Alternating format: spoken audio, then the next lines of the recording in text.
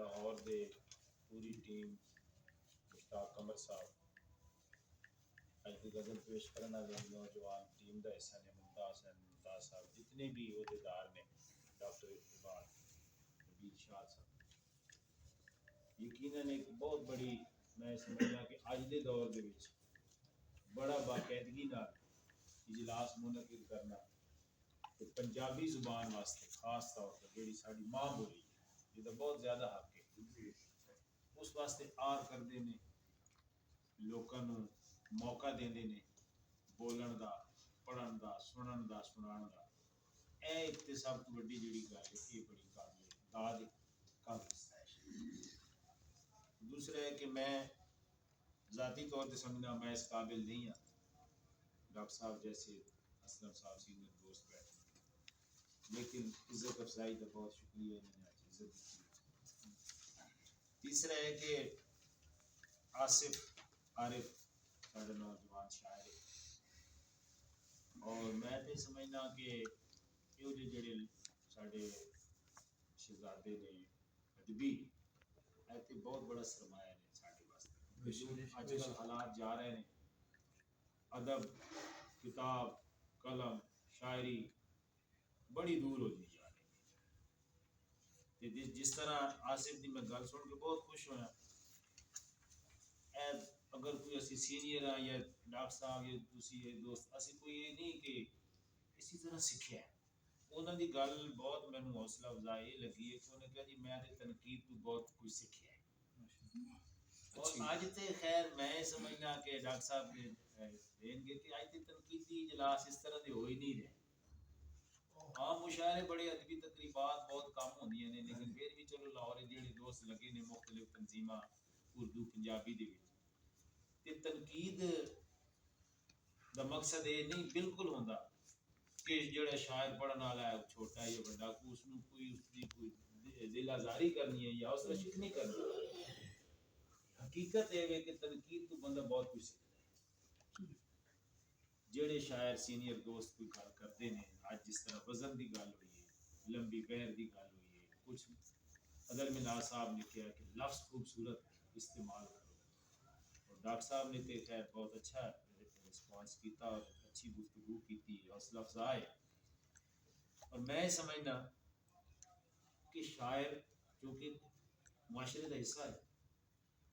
اور کوئی کامیاب شاعر یا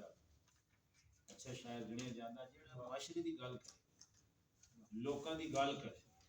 جو کچھ ویکھدا ہے اس نو اپنے لفظاں دے وچ سماؤن دی کوشش کرے اج دی آصف صاحب دی جڑی غزل ہے وزن تے بیر تو ہٹ کے جو انہوں نے خیال کیتا ہے یا جو انہوں نے معاشرے تے ایک نظر ہے وہ میں سمجھنا کہ بڑی گہری ہے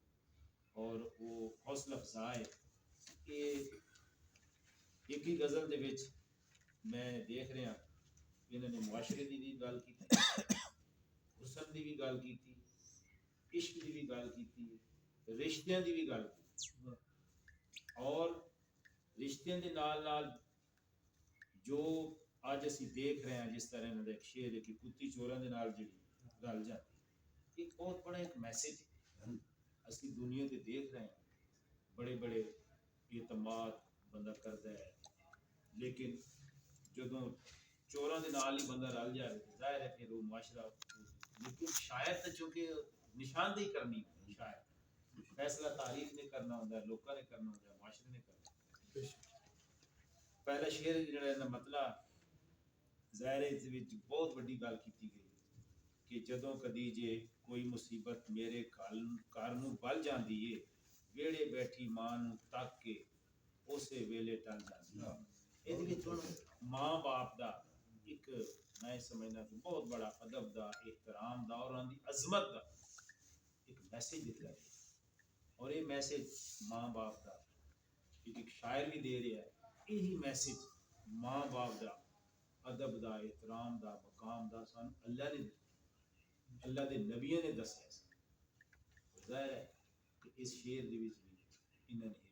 والدین دا ادب احترام انہوں نے برکت ظاہر اس کو گل کی جائے یا لکھیا پڑھا جائے تو بہت بڑا میسج ہے آج کل اسی دیکھ رہے ہیں کہ والدین دی اولاد دی یہ صورت حال ہے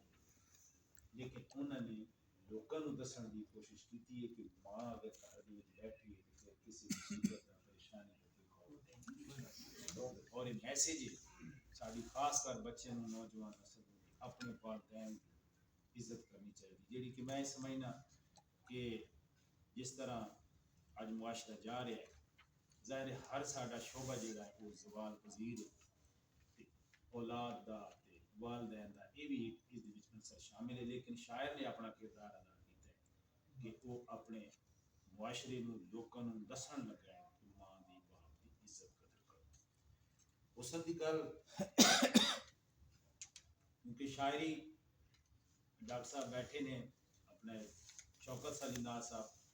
کتاباں پڑھتے رہے، پرانیاں گلاں پرانے مضامین کوئی نویں کچھ آندے رہے وقت دے نال، لیکن اج تو 50 سال 100 سال پہلے دیا مضامین اج بھی لکھے جا رہے ہیں، صرف انداز کی ہے کہ ڈاکٹر نبیل شاد صاحب کا ایک اپنا انداز ہے اس چیز کو پیش کرنا،